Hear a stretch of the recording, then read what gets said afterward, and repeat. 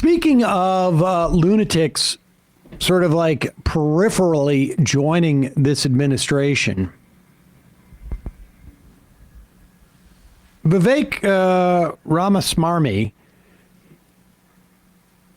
has been partnered, I guess, with Elon Musk to run the cut non-millionaire and billionaires functions of government commission is really what it comes down to, right? Like, that's all they're doing. Do you think they're going to cut a ton of military stuff? I do. I think they're going to cut some. I think it's going to be an amazing coincidence when Elon Musk happens to be able to provide those things in the private sector for the military. For markup? Well, for markup for him, or that Vivek Ramaswamy has some type of company that would provide services, like 100%. This is a privatization scheme. And but here's Ramaswamy on Fox News. And this is him on Wednesday. Yeah, on Hannity. Here we go. Right out here. Look, the $2 trillion. I stand corrected. No, I want to be very clear about the scale. I want to be very clear about the scale that we're thinking here. We're not thinking small. We're playing big here because we have a once-in-a-generation mandate right now. The American people have voted for drastic reform of the government, and our federal government is broken. It's no secret that it is a fourth branch of government, the administrative state that makes most of the rules, that creates a federal bureaucracy that's hampering our economy.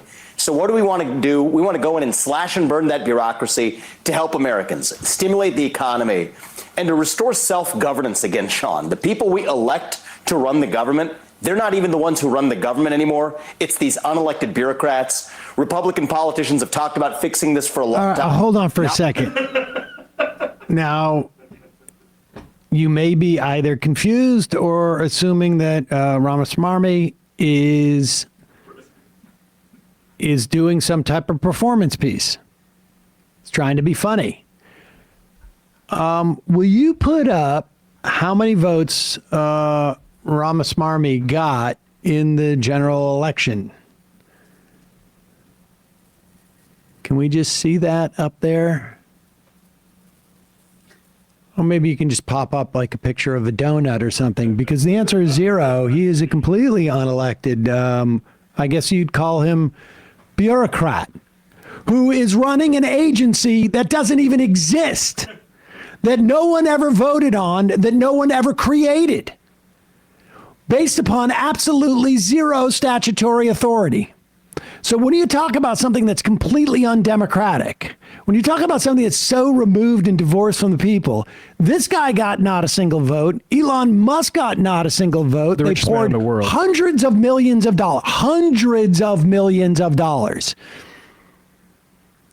into essentially buying this.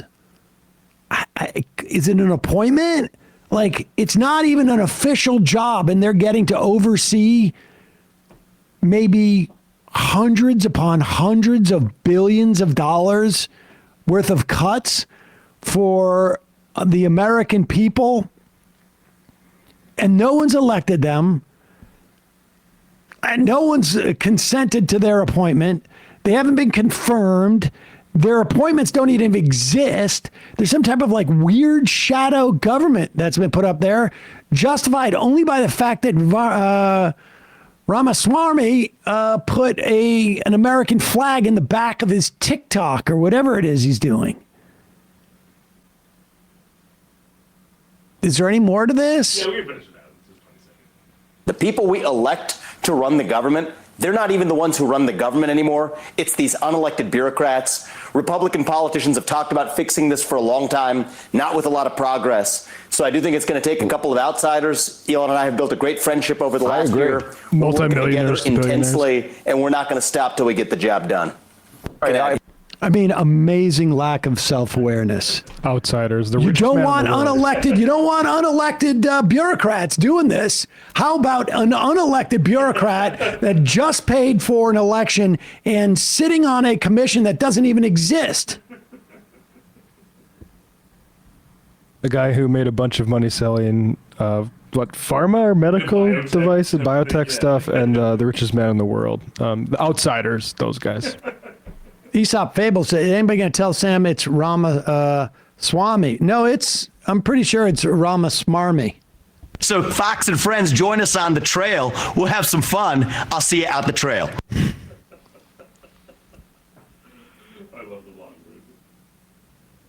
Jerry at the beach, do you predict all these absurd government cuts, should they even happen, affecting the post office? Of course. RFK Jr. Brainworm, when Vivek says help Americans, he doesn't mean everybody. He just means in the top 10%. If that. Yeah. It's him and his friends that he's talking to. I mean, this is what we got.